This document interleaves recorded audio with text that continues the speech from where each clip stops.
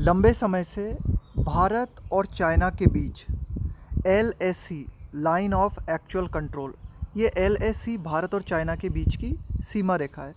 तो यहाँ पर एक लंबे समय से क्या है, दोनों देशों के बीच में तनावपूर्ण स्थिति बनी हुई है। इसी संबंध में हम इस एडिटोरियल में बात करेंगे। Road ahead from Gogra. Gogra एक स्थान का नाम है। भारत और चाइना, ये जो LAC है ना, यहीं पे एक स्थान का नाम है गोगरा। तो अब आगे क्या?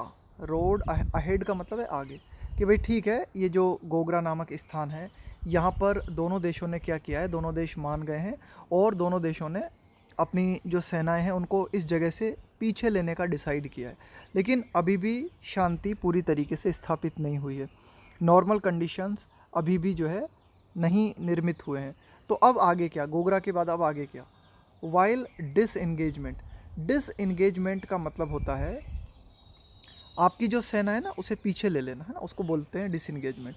Happens, while disengagement happens. Editorial कहता है, देखो ये वाइल से हम क्या करते हैं, दो सेंटेंसेस को जोड़ते हैं ना, मतलब दो सेंटेंसेस होते हैं ना कि भाई दोनों काम साथ साथ हो रहे हैं, तो उनके लिए हम वाइल लगाते हैं। वाइल डिसएंगेजमेंट हैपन्स, कि भाई ठीक है, सेना मतलब ये घटित होता है। हैपन्स का मतलब होता है किसी घटना का घटित होना, कि ये डिसएंगेजमेंट जो है दोनों देशों के बीच में हुआ है, होता है। लेकिन a long lasting solution, long lasting का मतलब है लंबे समय तक चलने वाला, टिकाऊ सॉल्यूशन अलोंग द LAC। देखो ये अलोंग होता है किसी के सहारे सहारे, जैसे ये नदी है, अब इस नदी के सहारे सहारे, या फिर ये रोड है और इस रोड के सहारे सहारे आप चल रहे हो, इसका मतलब क्या है, आप उसके अलोंग चल रहे हो ना। Solution along the LAC remains a challenge. Remain का मतलब है अभी भी बाकी है, अभी भी एक चुनौती बना हुआ है। क्या? A long lasting solution. ठीक है, डिसएंगेजमेंट घटित हुआ है, लेकिन LAC पर अभी भी जो है, LAC के जो है मतलब किनारे किनारे अभी भी जो है एक टिकाऊ समाधान निकले, ये चुनौती अभी बाकी है ना, ये समस्या को सॉल्व करना अभी बाकी है। After the talks on July 31, जुलाई 31 को जो बातचीत हुई किन किन के बीच, इंडिया और चाइना के बीच, have taken one more step. तो इस 31 जुलाई की बातचीत के बाद क्या हुआ है, भारत और चाइना ने एक और कदम उठाया है। किस ओर? Towards restore. रेस्टोर का मतलब होता है किसी चीज़ को पुनः उसकी नॉर्मल कंडीशन में लेके आना। रेस्टोरिंग पीस एंड नॉर्मलसी, है ना, normal condition on the LAC। तो दोबारा दोनों देशों ने जो है एक कदम उठाया है। किस ओर उठाया है? कि भाई शांति और नॉर्मल कंडीशन को बहाल करना, है ना। कहाँ पर? LAC पर। बाय डिसएंगेजिंग एट गोगरा, है ना। डिसएंगेज का मतलब वही है कि भाई जो आपकी सेना लगी हुई है ना उसको पीछे ले लेना। तो ये गोगरा नामक स्थान जो है, यहाँ से दोनों देशों ने तय किया है कि भाई हम अपनी सेनाओं को क्या करेंगे, डिसएंगेज करेंगे।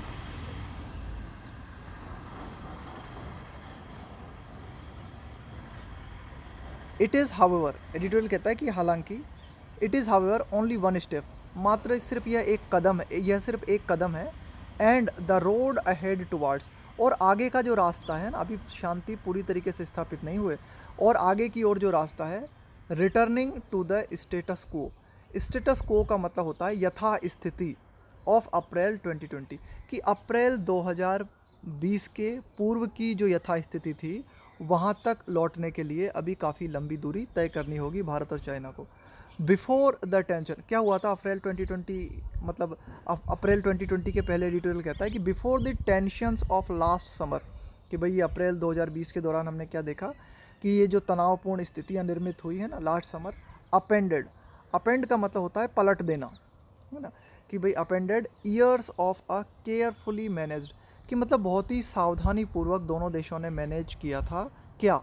Even if uneasy peace along the LAC, कि भाई LAC के सहारे शांति बनी हुई थी, भले ही वो अनईजी हो, है ना, ऐसा नहीं कहते कि मतलब बहुत ही अच्छी वाली शांति थी, लेकिन किसी भी तरह से दोनों देशों ने बहुत ही सावधानी पूर्वक किसी भी तरह से शांति को मैनेज कर रखा था। लेकिन इस पूरी व्यवस्था को पलट दिया किसने? ये जो पिछली समर के दौरान ये जो टेंशन्स निर्मित हुई भारत और चाइना के बीच। तो यही एडिटोरियल कहता है कि भाई ये जो स्टेटस को था, जो यथास्थिति थी अप्रैल 2020 के पहले की, है ना, उसके लिए अभी क्या रास्ता होगा, है ना, रिमेन्स अनसर्टेन, यह अभी अनिश्चित बना हुआ है ना, अभी भी मामला पूरी तरीके से निश्चित नहीं हुआ है दोनों देशों की शांति को लेकर।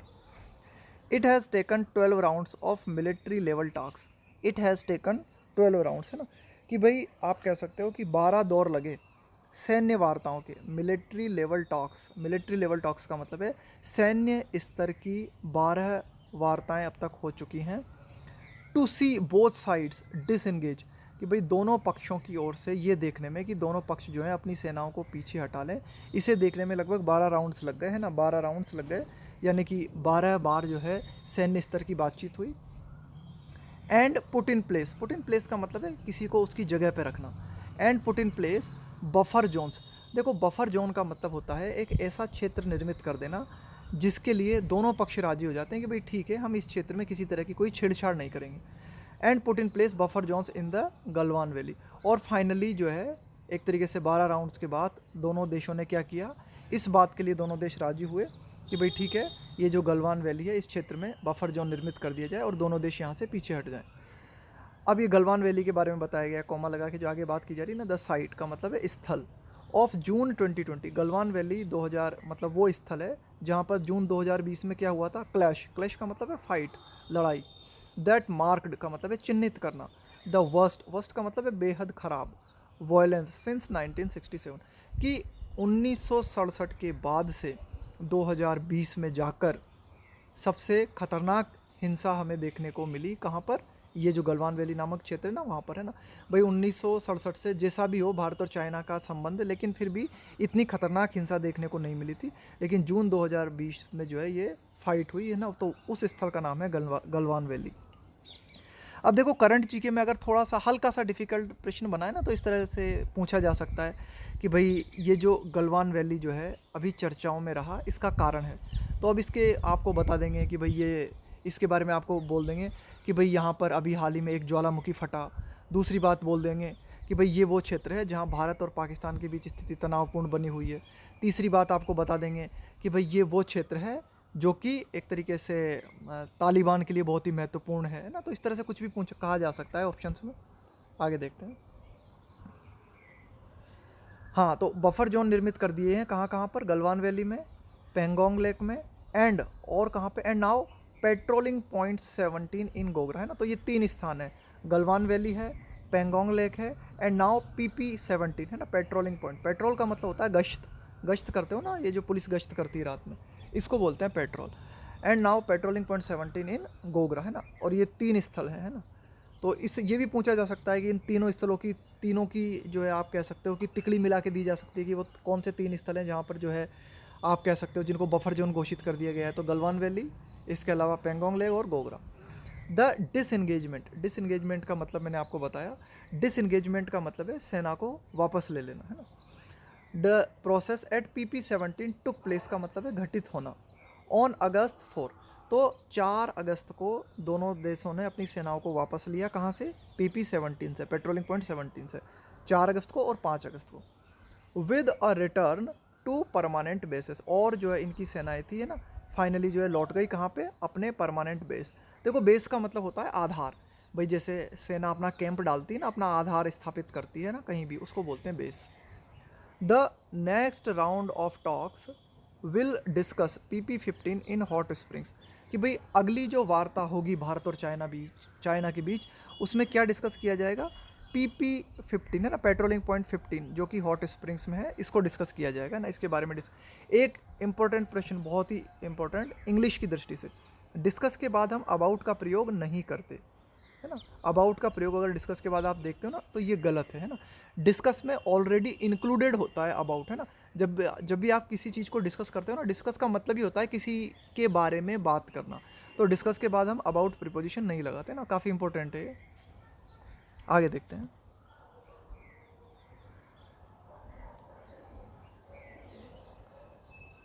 डेमचौक, अब ये कौन सा स्थान है, देखो अभी डेमचौक के बारे में बताया जा रहा है आगे।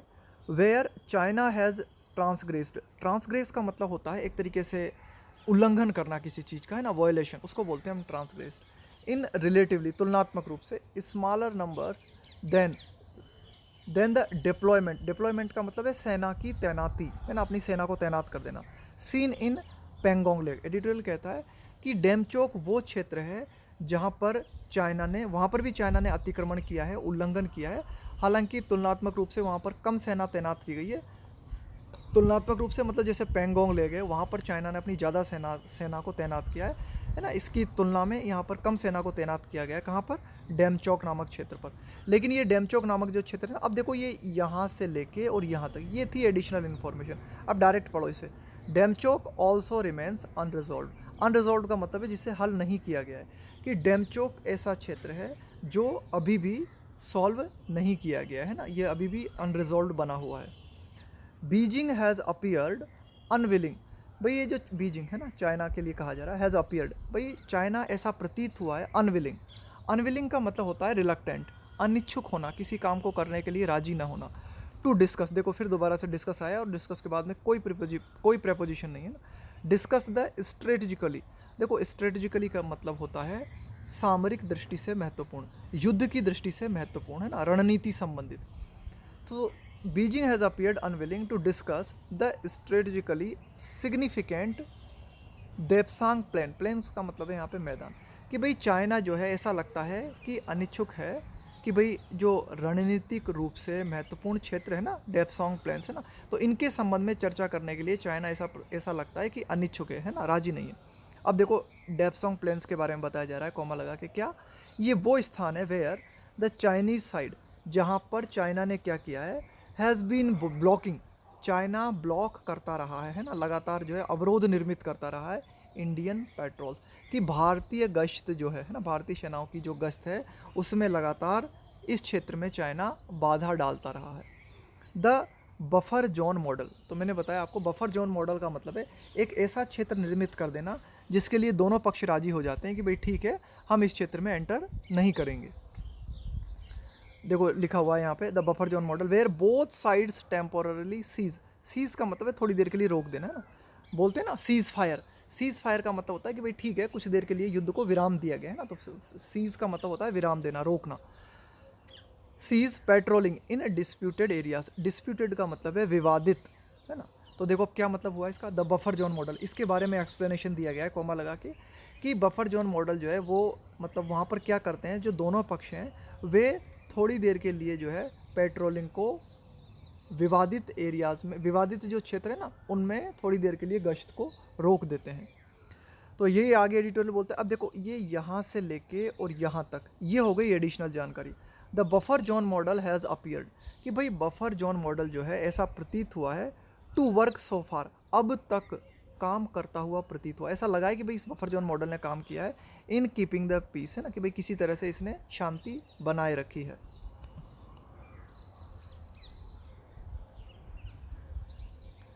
इट इज़ हाउएवर, हालांकि ये जो बफर जोन मॉडल है ना, only a temporary measure, measure का मतलब है यहाँ पे उपाय, कि भाई ये जो बफर जोन मॉडल है यह आप कह सकते हो कि तुलनात्मक रूप से एक कह सकते हो कि एक टेम्परेरी उपाय है ये, है ना, कोई परमानेंट सॉल्यूशन नहीं है। एंड वन, और ये एक ऐसा सॉल्यूशन है one that India should not accept, कि ये जो बफर जोन मॉडल है ना इसे भारत को स्वीकार नहीं करना चाहिए लंबे समय के लिए। क्यों? एज परमानेंट, ये एडिटोरियल कहता है कि इसे परमानेंट सॉल्यूशन के रूप में भारत को नहीं स्वीकार करना चाहिए। क्यों? इससे क्या होगा, as it would prevent India, यह भारत को रोकेगा। अब देखो यहाँ पे हमने वुड लगाया है ना, विल नहीं लगाया। क्यों? क्योंकि यहाँ पर लेखक जो है ना अपना ओपिनियन दे रहा है। जब आप अपना ओपिनियन देते हो, सजेशन देते हो भविष्य के संबंध में, तो वहाँ विल की जगह आप क्या है, वुड का प्रयोग करते हो ना। As it would prevent India from enforce, enforce का मतलब है लागू करना, है ना, इट्स टेरिटोरियल क्लेम, टेरिटोरियल का मतलब है एक तरीके से क्षेत्र के अधिकार का दावा, है ना। क्यों? क्योंकि भारत इस बफर जोन मॉडल को अगर स्वीकार कर लेता है ना, तो इससे क्या होगा, ये जो है ना भारत को रोकेगा। किस चीज़ से रोकेगा, कि भारत जो है अपने क्षेत्र के अधिकार का दावा नहीं कर पाएगा, है ना, ये जो क्षेत्र है ना भारत का चाइना से लगा हुआ वहाँ पर। एंड फेवर, और ये जो बफर जोन मॉडल है ये क्या करता है, पक्ष लेता है ना, किसके फेवर में जाता है, फेवर द PLA, है ना, पीपल्स लिबरेशन आर्मी, चाइना की जो आर्मी है ना उसको बोलते हैं PLA। विच कैन डिप्लॉय, अब ये जो मॉडल है बफर जोन मॉडल है ना, ये क्या है, एक तरीके से एडिटोरियल क्या कहता है कि भाई ये PLA के फेवर में जाता है ना। PLA क्या कर सकता है, डिप्लॉय कर सकता है। डिप्लॉय का मतलब है तैनात कर देना, है ना, अपनी सेना को तैनात कर देना। Which can deploy faster in larger numbers owing to का मतलब है के चलते, देखते हुए, more favourable terrain, more favourable terrain का मतलब है क्षेत्र, एंड, है ना, मैदान क्षेत्र, एंड बेटर लॉजिस्टिक्स, लॉजिस्टिक्स का मतलब है संचालन, जैसे सैन्य संचालन करना है आपको, आपका सैन्य तंत्र है ना, ऑपरेट करना है गतिविधियों को, है ना। तो ये जो एक बड़े पैमाने पर गतिविधियों को ऑपरेट किया जाता है ना, उनका जो संचालन होता है उसको हम बोलते हैं लॉजिस्टिक्स। तो यही एडिटोरियल कहना चाह रहा है कि भाई इसके माध्यम से ये क्या है, ये जो एक तरीके से जो टेम्परेरी सॉल्यूशन है बफर जोन मॉडल, और ये पीएलए के पक्ष में है।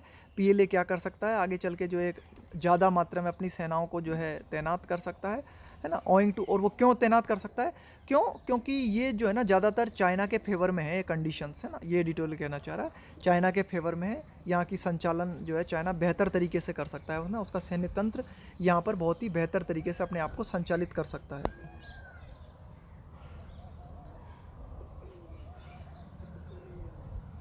The next step will be full D escalation। देखो डी escalation का मतलब ही यही है, अपनी सेना को पीछे ले लेना। अगला कदम क्या होगा, the next step will be full D escalation।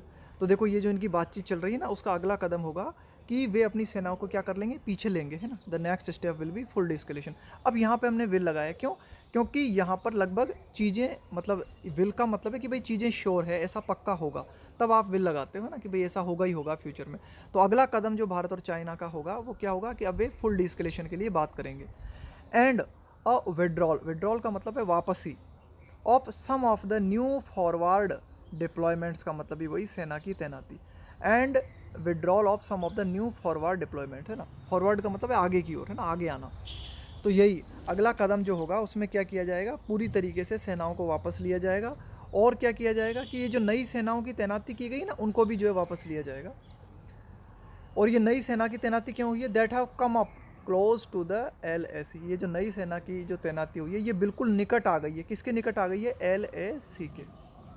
India has signalled, है ना, भारत ने इस तरह के संकेत दिए हैं, that it is prepared. Bharat ने कहा है कि वह भाई पूरी तरीके से तैयार है फॉर द लॉन्ग हॉल। देखो इस लॉन्ग हॉल का मतलब होता है एक लंबा और बहुत ही कठिन रास्ता, है ना, उसको हम बोलते हैं लॉन्ग हॉल। तो ये एडिटोरियल कहना चाह रहा है, India has signal that it is prepared for the long haul, कि भाई एक लंबा और डिफ़िकल्ट प्रयास जो है ना उसके लिए भारत तैयार है। इस तरह के संकेत भारत ने दिए हैं। भारत का संदेश क्या है, relations cannot return to normal, कि भाई भारत का कहना है कि जो संबंध है ना भारत और चाइना के बीच में, वे तब तक सामान्य नहीं हो सकते without a full restoration of normalcy on the border, कि जब तक सीमा पर रेस्टोरेशन का मतलब है पुनः बहाल हो जाना किसी चीज़ का ना, पुनः जो है इनिशियल स्टेज में आ जाना किसी चीज़ का, कि जब तक बॉर्डर्स पे जो संबंध हैं वे पूरी तरीके से नॉर्मल नहीं हो जाते, तब तक भारत और चाइना के बीच में अन्य जो संबंध हैं वे भी नॉर्मल नहीं हो सकते। जैसे कि भारत और चाइना के बीच में जो व्यापार होता है ना, इनमें भी कड़वाहट बनी रहेगी।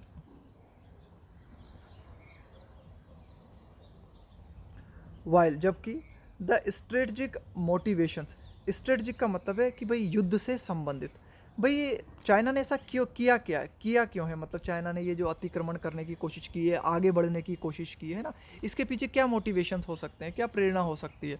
तो चाइना का ये जो युद्ध नीति से प्रेरित जो मोटिवेशंस हैं उसके एक तरीके से ये जो कदम है ना, ऑफ चाइनास बॉर्डर डिप्लॉयमेंट, कि भाई चाइना ने बॉर्डर पे क्यों अपने सैनिकों की तैनाती की पिछले साल, आर नॉट क्लियर। ये पूरी तरीके से तो क्लियर नहीं है, लेकिन फिर भी द टैक्टिकल, टैक्टिकल का मतलब है दाव पेच संबंधी, ऑब्जेक्टिव्स का मतलब है goal, are not difficult to ascertain.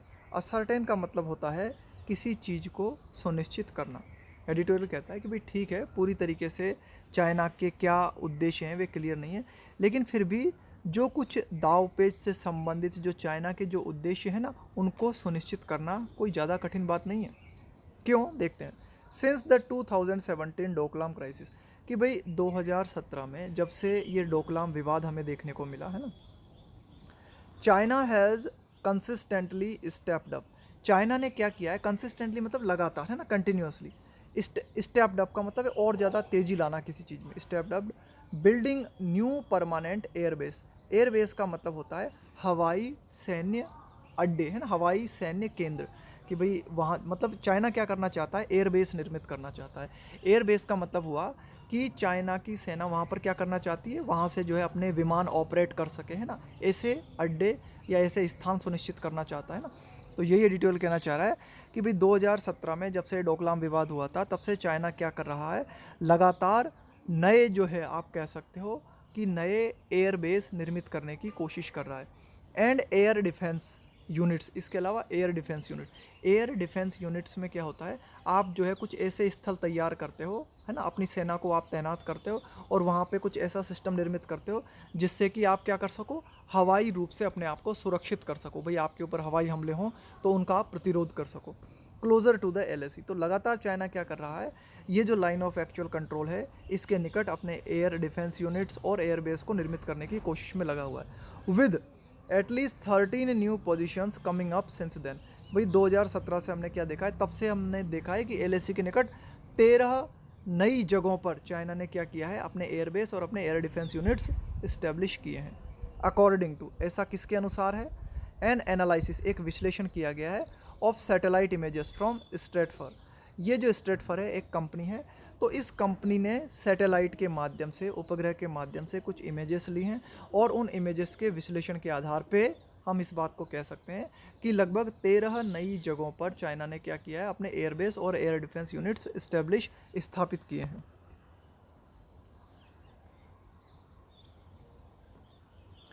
India has been moving to rapidly upgrade. India has been moving, कि भारत जो है एक तरीके से लगातार आगे बढ़ रहा है रैपिडली का मतलब होता है बहुत ही शीघ्रता के साथ, है ना, बिल्कुल जब आप करते हो ना बहुत ही जल्दी के साथ, तो उसको बोलते हैं रैपिडली। अपग्रेड, है ना, और ज़्यादा सुधारना चीज़ों को, है ना, और ज़्यादा उन्नत करना, है ना।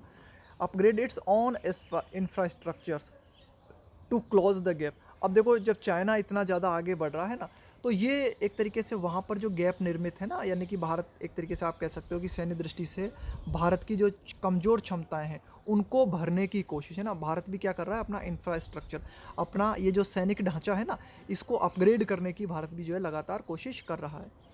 इसका परिणाम क्या हुआ है, the result is an entirely changed security dynamic along the LAC, कि इसका परिणाम ये हुआ है कि LAC के सहारे जो भी सिक्योरिटी है ना, सुरक्षा से संबंधित जो भी समीकरण है ना, डायनामिक का मतलब है यहाँ पे वही एक तरीके से समीकरण जो है वे कम्प्लीटली, एंटायरली का मतलब है पूरी तरीके से वे जो है परिवर्तित हो गए हैं। देयर इज़ अ नीड, इस बात की एक ज़रूरत नज़र आती है हमें, to come up urgently with. देखो कम अप विथ का मतलब क्या होता है, जैसे आपके पास कोई प्लान है, उस प्लान को लेके आप आगे आते हो ना, तो क्या कहा जाएगा, he came up with a new plan, है ना, कि भाई वो एक नए प्लान के साथ जो है सामने आया। तो इस बात की एक ज़रूरत है कि चाइना क्या करे, मतलब बहुत ही अर्जेंटली ना, with there is a need to come up urgently with new protocols, कि चाइना नए रूल्स एंड रेगुलेशंस के साथ में जो है आगे आए। एंड कॉन्फिडेंस बिल्डिंग मेजर्स का मतलब है यहाँ पे उपाय, और कुछ ऐसे उपाय किए जाएं जिनके माध्यम से दोनों देशों के बीच में विश्वास बढ़े। एज क्यों, both sides gradually resume patrolling in the buffer zone. क्यों, क्योंकि क्या है कि भाई ऐसा होता है कि जो दोनों पक्ष है ना, वो धीरे धीरे क्या करते हैं, रिज्यूम का मतलब है पुनः शुरुआत कर देना, है ना, पेट्रोलिंग का मतलब है गश्त करना, in the buffer zone. Editorial कहता है कि भाई दोनों पक्ष क्या करते हैं, ठीक है एक बार आप किसी तरह से रुक जाते हो, है ना, और बफर जोन घोषित कर देते हो, लेकिन फिर दोनों देश धीरे धीरे क्या करते हैं, बफर जोन में जो है अपनी गश्त को प्रारंभ कर देते हैं। तो ऐसा न हो, इसके लिए ज़रूरी है कि दोनों देशों के बीच में विश्वास निर्मित हो। द मल्टीपल का मतलब है कई सारे, है ना, मतलब बोलते हैं ना मल्टीपल राउंड्स, मतलब कई राउंड्स। द मल्टीपल ट्रांसग्रेशन का मतलब है वॉयलेशन, उल्लंघन करना किसी चीज़ का, कानून का उल्लंघन करना, है ना, एक तरीके से जो आपका दायरा है उसके बाहर जाना। तो the multiple transgressions by China and the violence of last year have setback का मतलब एक तरीके से पीछे धकेल देना किसी चीज़ को। Years of efforts to carefully manage the borders. देखो एडिटोरियल क्या कहता है कि भाई कई सारे जो उल्लंघन चाइना ने किए हैं बॉर्डर पे, और पिछले साल की जो हिंसा हमें देखने को मिली, इसने क्या किया है, कई सालों के जो प्रयास हैं उन प्रयासों को पीछे धकेल दिया है। भाई कई सालों से प्रयास कर रहे हैं भारत और चाइना कि भाई किसी तरह से सावधानीपूर्वक बॉर्डर पे जो है एक तरीके से शांति बनी रहे, और क्या हुआ है, एंड थ्रोन इनटू, और ये जो चाइना ने क्या किया है, धकेल दिया है, एंड थ्रोन इनटू डाउट। और अब ये बात जो है ना डाउट में चली गई है ना, इस बात को लेकर भी अब शक है, वेदर कि क्या, द 4 एग्रीमेंट्स, कि भाई जो चार, आप कह सकते हो कि जो चार समझौते रेगुलेटिंग, जो कि नियंत्रित करते हैं the behaviour of both sides, still remain valid, है ना। वैलिड का मतलब होता है वैध होना, कि भाई चार एग्रीमेंट्स जो कि भारत और चाइना के बीच में हुए हैं, जो कि दोनों पक्षों के व्यवहार को नियंत्रित करते हैं, क्या वे अब भी वैध हैं, ये बात डाउट में है ना। वाइल, जबकि the recent moves towards restore, restore का मतलब है पुनः बहाल करना, है ना। वाइल द रिसेंट मूव्स, कि भाई अभी हाल ही में जो कदम उठाए गए हैं किस ओर, रेस्टोरिंग द पीस, शांति को पुनः बहाल करने को लेकर अभी हाल ही में जो कदम उठाए गए हैं, आर सर्टेनली वेलकम, ये निश्चित रूप से स्वागतपूर्ण है ना, स्वागत करने के लायक हैं। आगे एडिटोरियल कहता है, लेकिन finding a more lasting solution, finding a more lasting solution, है ना। फाइंडिंग का मतलब है पता करना किसी चीज़ का, है ना। या पाना किसी चीज़ को। A more long lasting solution, long lasting का मतलब है जो लंबे समय तक चल सके। टू एंश्योर मतलब सुनिश्चित करने के लिए, peace along the LAC will present a taller challenge, का मतलब है एक लंबी चुनौती होगी।